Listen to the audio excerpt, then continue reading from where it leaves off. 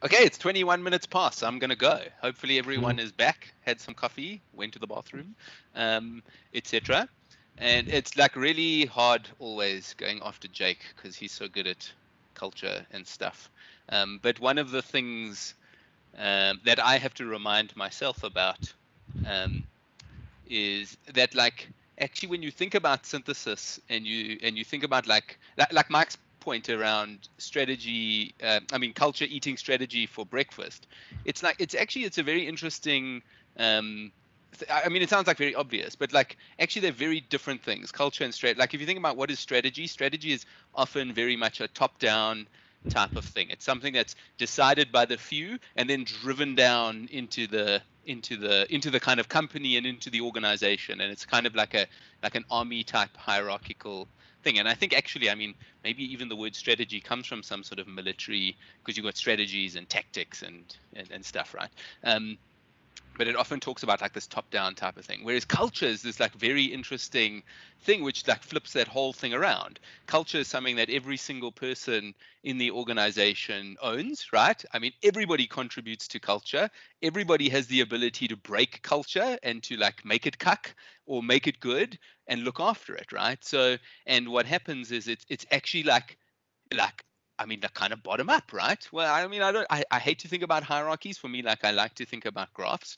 But like culture is something that's like implicit in the graph of the organization. Do you know what I mean? It's not something, and so it's like like culture is this really difficult thing to create. It's because you can't just create it. You can't just have someone who has the mandate to say, hey, go and create culture in this company. It's like, well, good luck. Like in fact, culture has to be created by everyone, right?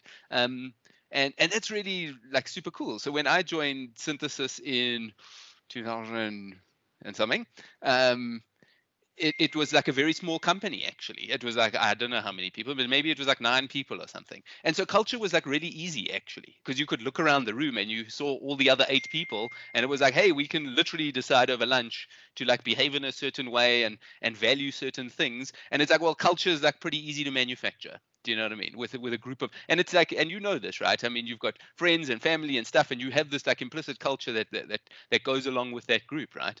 But as synthesis has grown over the sort of 24 years, which is like really like I didn't even realize that until today. It's like 24 years old. It's like it's beyond being a teenager. Um, we have to have like much more of a focus on that, because it is something that can be easily broken. Do you know what I mean? It's very easy for like a little virus to come in and like and worm its way through the organization and destroy that culture, right? And so when in my presentation now, it's like I'd like you guys to think about different perspectives. So when you've heard Mike talking, and he brings with him his kind of perspective of synthesis. Jake, when Jake talks, he brings his own perspective of what is synthesis. When I talk, and when Stain talks, and when John talks, and when Elmarie talks, that we all bring a different perspective, right? And you'll see like none of our talks or whatever are like according to some sort of like run book. It's because we've brought this is really what I suppose we have brought into the organization. And it's not to say it must remain like that. Like every one of you also brings your own little thing into it, and you bring your own perspective. And hopefully in a couple of years or months or weeks time, hopefully you'll be the one sitting in this position, like talking to the new joiners of the company and bringing your perspective to it, right? And like evolving it. And I think that's super cool. So I like models a lot, like models, ways of thinking about things, and I like to find ways of like seeing what's in reality and like trying to build a model for like maybe that explains that thing. And they're not always perfect, but sometimes like I try to simplify my life by thinking about things through models. And so in this little quick talk that Sharon must interrupt me, is really just like 5 or 6 items are like part of my model of what I think makes synthesis like a really cool place to be. And I've got some window issues here, but let me move that to there. Yes, okay, good. Cool. So like I'm just going to talk through these like 5 6 concepts, and then at the end, which I probably won't have any time, I wanted to talk about labs, but I'm not probably not going to. Okay, so and maybe that's like another talk. So the first one, and we've all like heard this now, like Jake and Mike and myself are talking about customer centricity. Like this is existential. Like without the customer and being completely obsessed with that customer, like you don't have a job. And it's not because it's like you will be punished for it. It's like it's not feasible. Without customers, there's no mechanism for having a business that pays salaries and like has cool work to do, right? So customer centricity is like don't think of anything. This is the first thing you must think about. Like 1000%. Like customers are the thing. Like technology and the fact that you can program or that you can deliver, like it doesn't matter. Without customers, it's like you can do none of that stuff. So like focus on that number one thing. It's a very key piece. And actually, like every morning when you wake up and you think, what is it that I should be doing today, you should start with your customer and work backwards, right? Like what do they expect from me, etc. And so like when we talk about customers, I like quite often hear these two things, which are like worth understanding. Like, oh, the customer doesn't know what he wants, right? And oh, the customer's always right. Both of these are like utter bullshit, actually, because the customer doesn't know what he wants is a statement of you saying that like you're not willing to help that customer evolve along like and understand what is value to his own organization. Do you know what I mean? That this often for me is like a very cheap excuse for saying like, oh yeah, I don't want to get too close to my customer. Do you know what I mean? He doesn't know what he wants. Oh, what an idiot. It's like if you start to think that way, it's very simple. Your action should change into, oh cool, I've got an opportunity here to really put more value into that customer by helping him evolve what it is that he wants. And quite often, like in software development, this is a very common theme, right? We know this about like agile projects versus waterfall projects. Waterfall projects are generally like much more risky because when you start the project, you know the least amount of stuff about what it is that you're trying to build. So why would you commit to it, right? Whereas with agile, you're kind of incrementally building and learning built into that thing with a feedback loop, etc. So over time, what like the mechanism tries to bring the customer up to speed along with the team as they go, and that's awesome, right? So that's like 100% an important thing. So I don't want to ever hear anyone say the customer doesn't know what he wants, because for me that is really a pointer back to you saying actually you're not willing to help that customer like learn stuff about his domain or learn how to use technology to bring value into his organization, if that makes sense. So that's like a great excuse to say, oh, this is the customer we want. This guy doesn't know what he wants. Brilliant. That's the dude we want, right? A customer's always right is like also it's like total bullshit. It's like of course they don't know. Neither do you. But like what you need to work on is like relationships and etc. etc. etc. I'm not going to harp on that.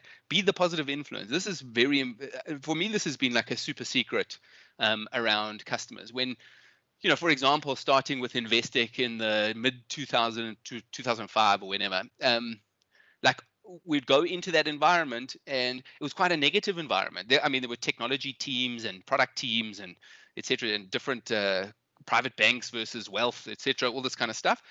And quite often the technology teams were very good at saying no, like we couldn't do this, or oh no, we can do this, but in 18 months time, and like quite often the business would struggle with this like technology thing because it's like everyone's telling them they can't do it, and so like a very like cheap trick, you can just start saying yes to stuff. Actually, when your customer says to you, or you identify some opportunity, or you're working in a project nearby a customer and you're having a chat with someone in the coffee area and they're saying, yes, we're really struggling with this thing. It's like, well, we could do this. Like we're actually like we're pretty positive about these kinds of ideas. And often just bringing that like positive attitude into a customer is sometimes like a total breath of fresh air for that business owner, where they go, oh my goodness, these synthesis guys are just like super positive. I want to work with them over my the bunch of people who keep telling me no, right? You know what I mean? So being the positive influence is just like a really cheap trick that can really be like I think very like exponential.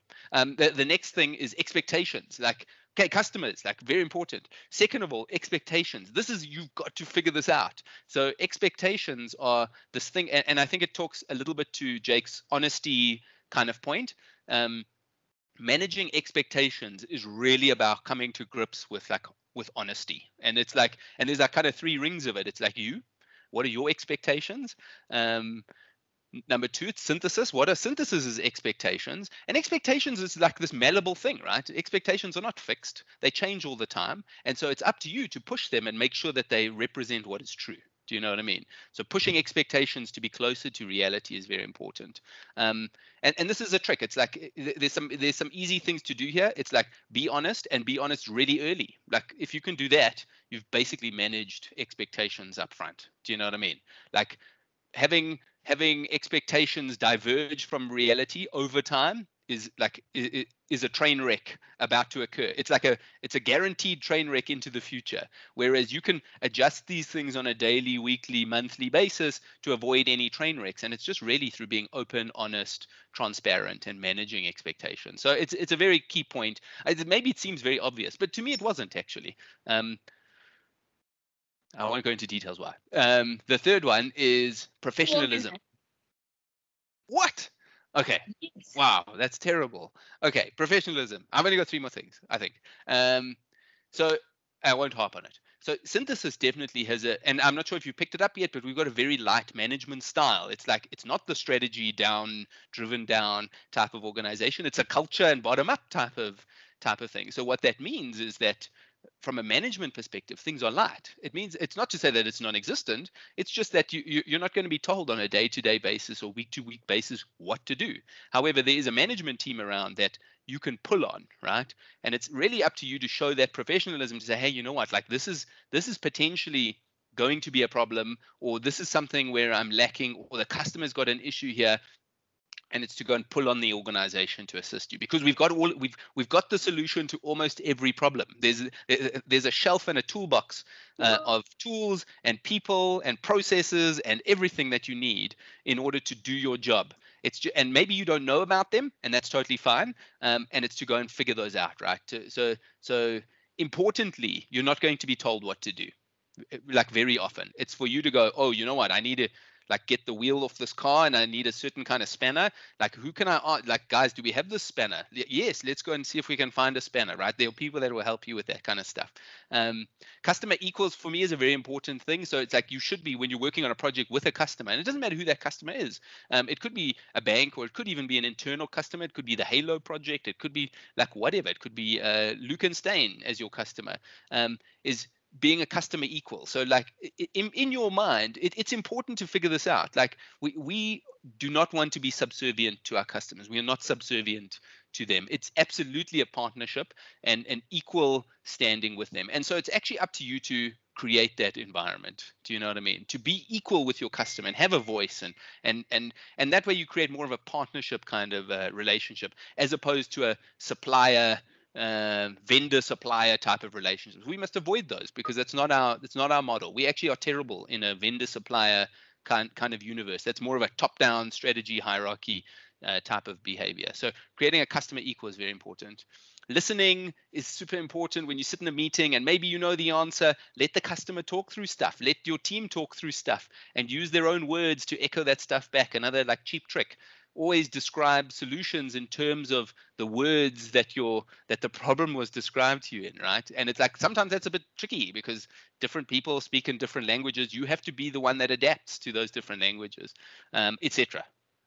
Probably 2 minutes now. I don't know. Okay, fluidity. This is a very important one. And for me, this is like a super interesting secret. I talk about like high dynamic range or whatever, but within the DNA of synthesis, certainly if you're a technical person, being fluid is very important. What we want to avoid is these like long-term key man dependencies of people in projects. Although it may sound like something that's quite attractive, because maybe you like delivering stuff and you want to do it by yourself, it's just very bad in the long term, because what it means is often you can't be extracted from that thing. You don't want to wind yourself into the solution that we are delivering to a customer. Do you know what I mean? Even though it's quite tricky, because your soul wants you to do that. It's like, oh no, I know how to do this. I'll code this up all by myself, all in isolation, and be the guy that like is responsible for it.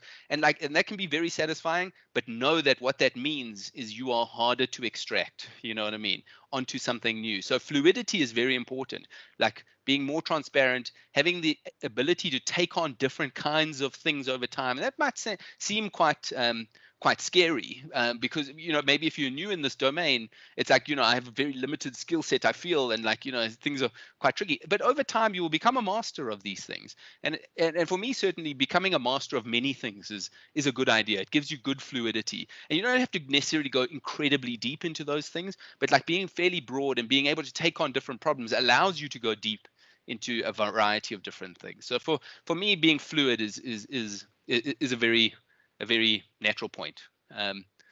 Self-sufficiency. Can I have 2 more? I'll be 2 minutes. We'll find the time. Finish it. Okay. So This one actually I've talked about. Self-sufficiency is that thing about light management, right? So the ability to go and pull, like change your behavior style from rather being pushed things to do to rather pulling things to do. You know what I mean? Like interact with your team, interact with the customer, interact with the whoever that you need in order to do your thing, and go and pull those things from them, changing into this kind of pull-based architecture for your own individual work style, I think is awesome. Communicating outwards is like very important as well. Like, don't think that, like communicating inward and downward is like the most important. Absolutely not. Communicating upwards is like equally as important, right? Because often if you're in a team and you think, okay, well, the important people are the people in my team and I communicate with them, it's like, no, you should also be communicating outwards. And that includes like, people, your sponsors, it could be your customers, it could be me, Mike, and Jake, it could be Howard, whoever. Communicate outwards. It's very important. The more you communicate outwards, the more people are going to give you more feedback and more insight, and you'll be more visible. And those are all good things. Sometimes it can feel unnatural. Just do it. Just try it. Just copy people into emails. That's a good way to start. So if we get those 5 things right, those earlier 5, and I won't know, I can't repeat them to you, but this is the 6th one that you kind of get as like this awesome little tidbit on the side, which is this ability to have freedom. So if you can achieve those first 5 things, what you will find is that you will find as an individual, you'll have a ton of freedom to find new challenges, evolve yourself as a personal thought leader in some domain, build up your own network of relationships with customers and domains and with communities, set your own targets because people will start to trust you. It's great. You'll have the ability to experiment, and you're clear that this is an experiment, etc., and access to everything. I mean, Synthesis has got access to everything. But like, of course, it's built on trust and honesty, and those are the things you have to kind of earn. Jake's like coming on foot and leaving on horseback is like very, very succinct around this thing. But that freedom is like is certainly not a gift. It's not something that here you go, guys, do whatever the hell you want. Like, not at all. It's like it has to be earned, and once it is earned, it has to be protected, because like one single mistake can often set you back, and it's not to say that it's like a mistake in code or whatever it is. It's probably a mistake in expectations or professionalism or in the way you communicated it. Do you know what I mean? It's actually got very little to do with your technical delivery. It's really all the things that you package around it. And so that's me. What was I 3 minutes late? Sorry, Sharon. And then I've got a smiley face for you. That's my last slide. Thank you. Thanks, guys.